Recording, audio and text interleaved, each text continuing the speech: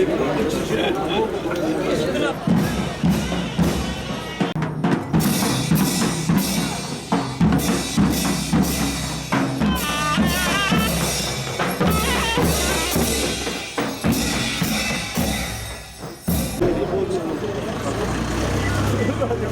geldin.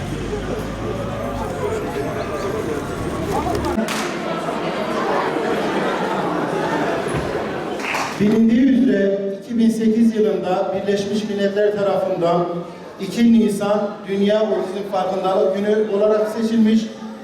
Nisan ayı ise Otizm Farkındalık Ayı olarak seçilmiştir. Bu ay içerisinde yapılan bütün etkinlikler otistik çocuklarımız için, onları fark edebilmemiz için yapılan bütün etkinliklerle doldurmamız gerekiyor. Biliyorsunuz günümüzde otizmli çocuklarımızın sayısı bir hayli artmış durumda. Her 68 çocuktan bir tanesi bugün otistik çocuk olarak dünyaya gelmekte ve bu hastalığın tek çaresi eğitimle olduğunu farkında olmamız gerekiyor. Erken teşhis konulu bu hastalıkla mücadele edilirse nihai tedaviye ulaşılacağına inanıyoruz.